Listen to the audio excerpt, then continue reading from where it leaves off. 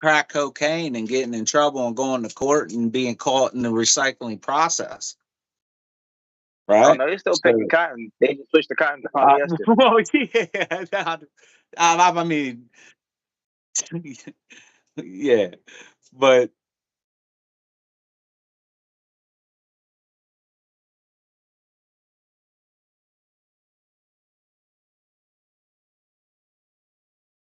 We can give billions of dollars to fight wars with the Ukrainians and Russians, but a couple $100 for food stamps and housing is a problem.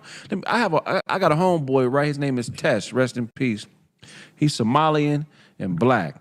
He was born in Germany though, and then his parents split up, and his mother moved to America. So I met him when I was like 11. We was on the same football team.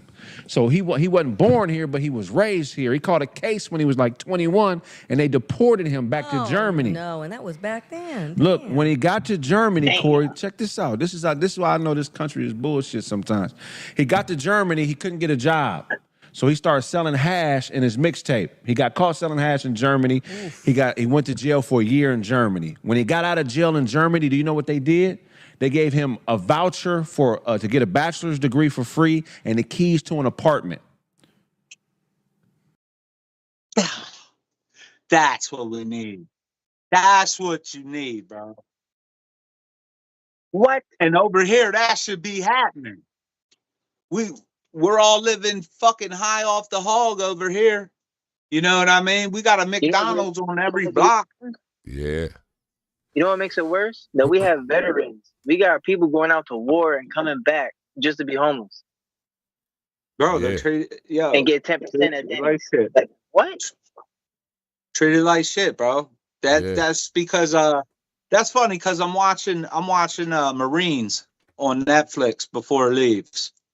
And you know, like they said, you know, the United States is good. They teach these boys how to go over there and fucking stomp heads and kill and do their job to the T and execute it to the T.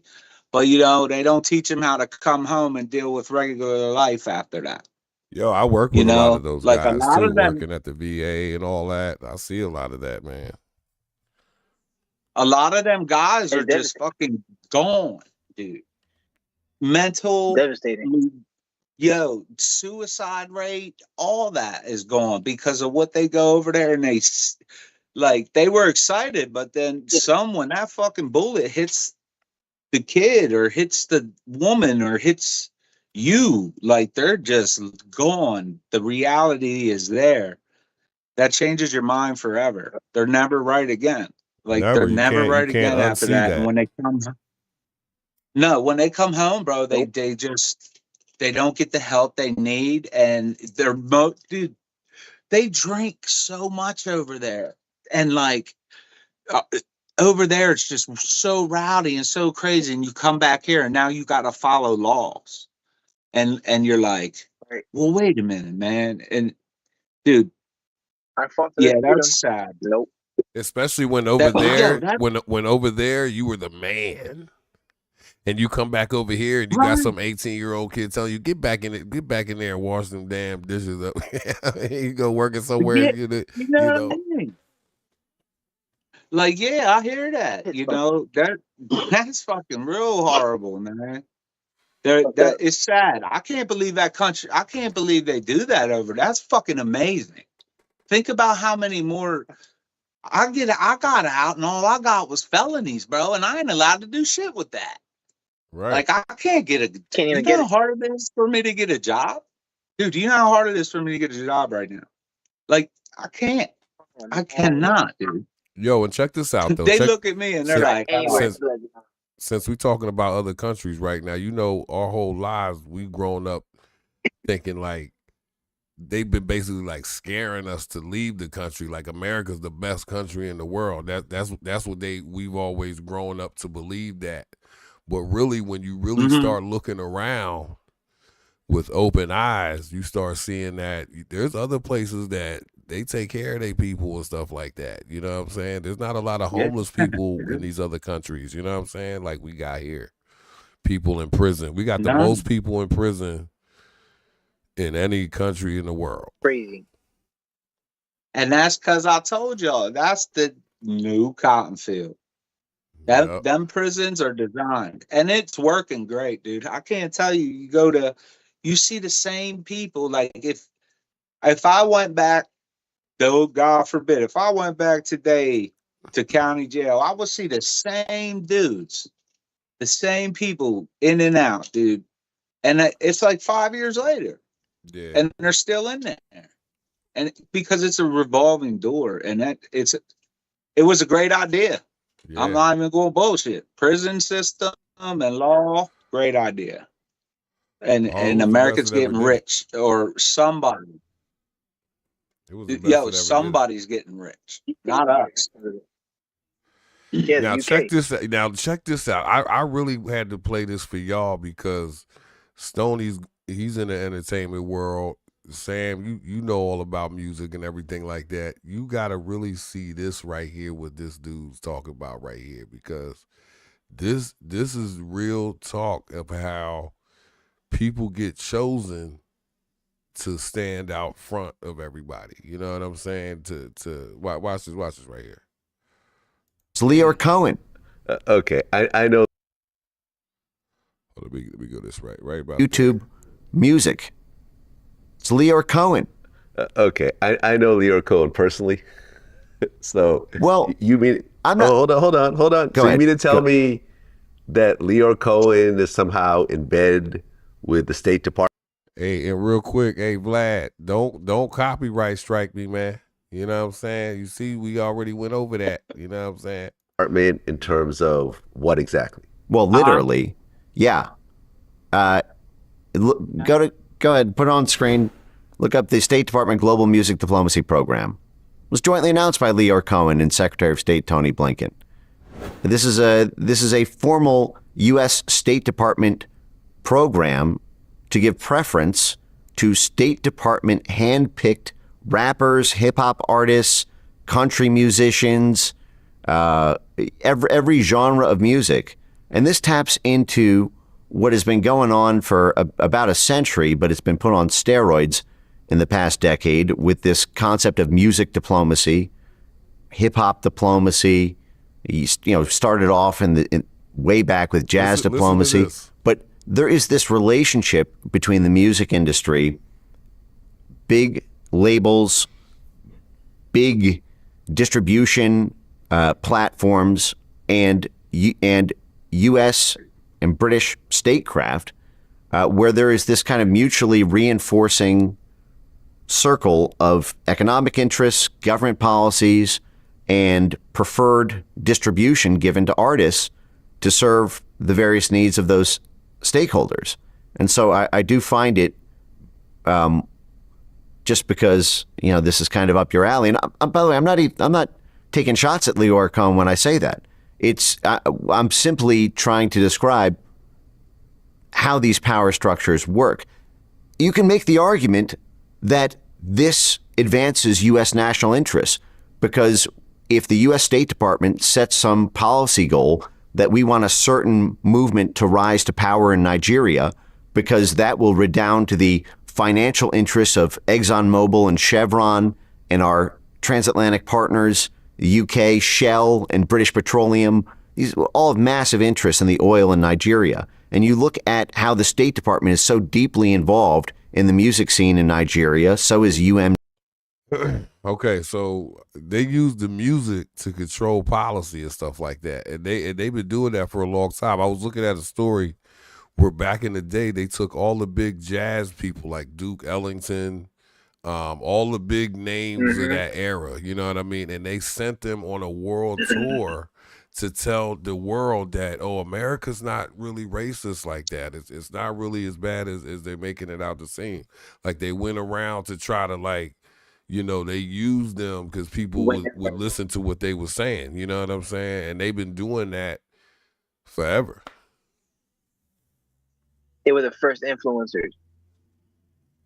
Bro, for one, in America, racism is the biggest divide there is. And to me, that's no shocker. Like, it's not a shocker to me that they did that or are still doing that. That's like I said, I'm 100%. You ain't got to convince me. I'm in a controlled narrative.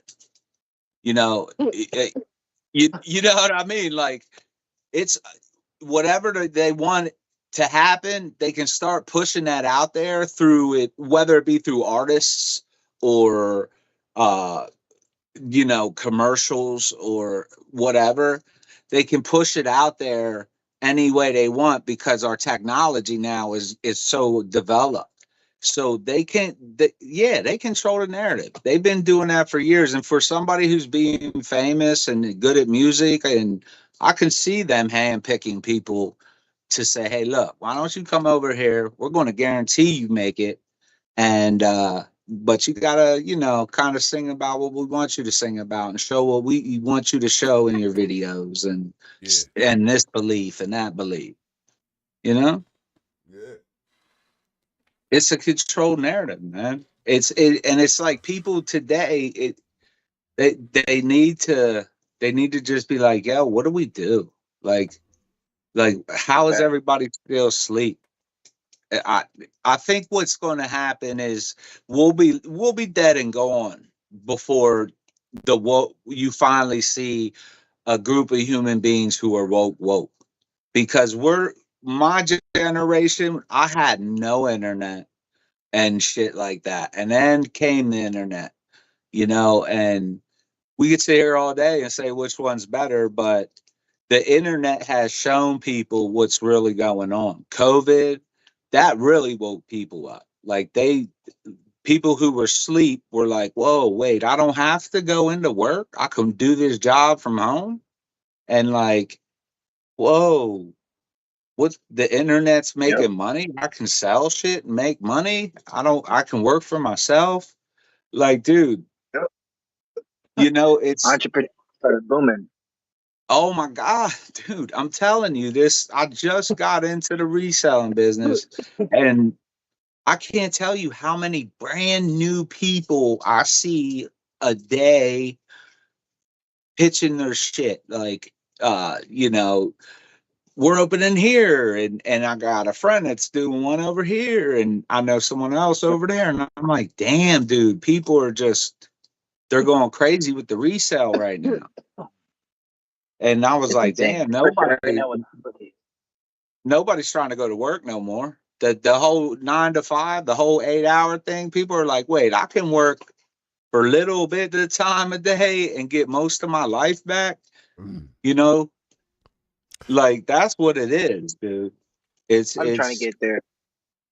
The crazy. problem is these crazy. jobs don't take care of people like they used to. You used to be able to have one person working and the whole rest of the family at home, and that one income would take care of the whole family. They give you full benefits. Everything was taken care of, but then they started taking all that stuff away. It's all figured out, man. It keeps you, so working keeps you right there.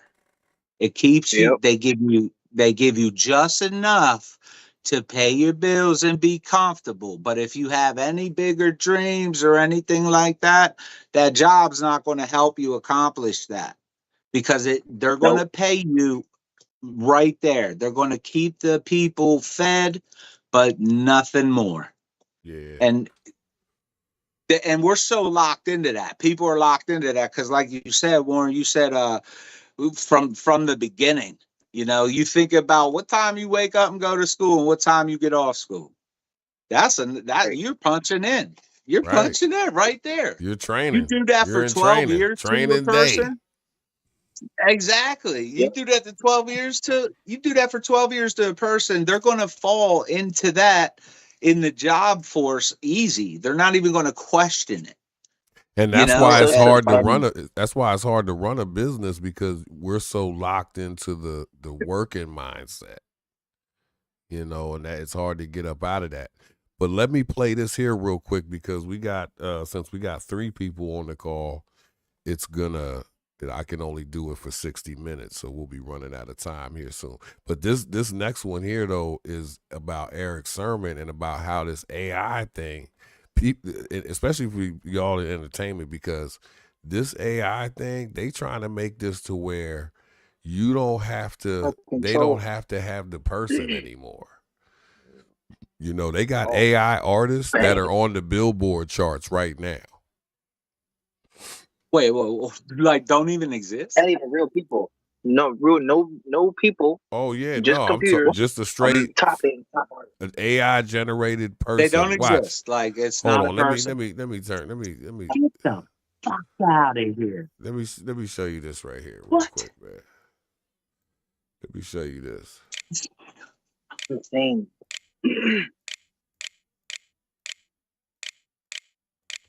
Oops.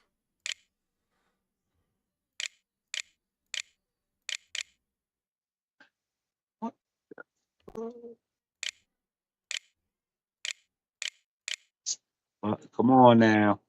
What happened, fam? Oh my bad. I'm doing that right here. I'm trying to. Got me interested. Here, watch this right here. Let me. Okay, here we go. Right here. Let me put this back up on screen for the people here. Real quick. Now, right here it says Xania Monet has emerged as the first AI-powered artist to debut on the Billboard charts, marking a significant milestone in the integration of artificial intelligence in the music industry. So this is a fake person, but there's a real person behind it that makes the songs and makes the person and everything, which they're not doing any singing or anything. They just sit on a keyboard and the money machines start rolling up. So it's crazy how. So watch this Monet. So it's the name of it. The name of the person is Talisha Nikki Jones, right? But the character that she created is named Xania Monet. And Monet racked up over 44 million streams and put them on immediately on the Billboard. They could win a Grammy. 44 million to get a Grammy. An AI to get a Grammy. Because it goes by sales. It goes by sales and streams. Another Downloads. Black genius. That whole name sounds like a black chick. Another Black genius. Creating something. White people gonna get mad at it. Number 30. I mean, you can't. Number 30 on the Billboard charts. That's like wow. That's a fucking cheat code. You know, now, for the system. Now watch like this. That. Now watch this right here. Now you have people that are signing up, and they're gonna start making instead of signing people, they're gonna start creating these characters. Watch this. And in other hip-hop news, Eric Sermon announced that he is now teaming up with Leo Cohen to become official partner for the future of AI. He said this on his Instagram. He said, "This is the most powerful man in music and content. The president of YouTube. Today, I'll become a partner for the AI." Now, we already saw about Leo Cohen and how he was involved with the government and all this kind of stuff. It all kind of ties in together. I'll even show you this right here. They even have let me see. An AI artist ain't gonna give you no bullshit. You know what I mean? Right. Yeah. If they can control, you created an artist. You don't need people no more. Think of that. Yeah. That's why everybody's going independent. That's scary, man. That's a scary thought. That's scary. You don't need a Jay-Z. You don't need a Nas or a Big Pun or, you know what I mean? Or Big L, Run DMC. Like, nobody. Nah, man, you ain't going to ever get the heart and soul. That's why a person has to be behind it. Music is a heavy meaning for them people. Like the guys from the streets, you know, they're thug poets, bro. They're telling you their life and what it was like. And like in AI, I never have that passion, I don't think. So that's why there's a human that's got to be behind it. Yo, but the AI, it's studying us. You know, it's studying. Yeah, that's fucking scary too. I ain't even gonna lie. But yo, shout out to my man E. Sermon, man. Yo, way to jump the fucking curb. You know what I'm saying? My man should he's getting carry ahead of another it. He's getting lifetime ahead of of it. billions of dollars, bro. But Like they're going to be the use his dude. input from the streets. They're going to use his input to create these characters because that gives it the, and then people are going to be out there trying to get signed. They're going to be taking people's demos and inputting them into this stuff. It's going to get nasty out there for a minute. Yeah, they're not. Yo, don't sign. So don't try to get yourself signed. You need to sit here and get blunted and create an image and write it all down and say, give it a name and then sell that dude, sell that image. Yep. Right. And say, I just want this to be the front man. Yep. You know what I mean? And behind him, it's called straw man, bro. It's called straw man. Look up straw man theory. They're doing it, man. Right there, dude. Well, look, man, we only got about 2 minutes left, so I'm gonna let you guys sign off and give you guys, put you guys information out there, put you guys contact, where they can find you, where they can find your stuff at, and then y'all could just disconnect from the call, and that'll end the stream right there. Yes, sir. Go ahead, Emerald. Well, you could definitely find me on every platform: TikTok, Facebook, YouTube. It's Emerald_Stoney 999. Check me out. I'm always posting daily. I'm just here to smoke and make people laugh. Can't wait to see y'all next time. Yes, sir. No doubt. No doubt. All right. I'm Laughs with laughsliquidation.com. The site will be up and running soon. You can find me now. I'm on Marketplace. You can go to my Facebook, Sam Sandy, and that'll take you to my Marketplace. I'm also on eBay at Laughs120. And go there. I got all my stuff for sale listed there. I got tons of products. I don't classify myself to one. I got all kinds of different shit. So come and get it. That's what I always do. 15 seconds and we out. My mom tells me to stop swearing so much too. I can't help it. That's just who I am. No doubt, man. Signing off, man. We out of here, man. Peace.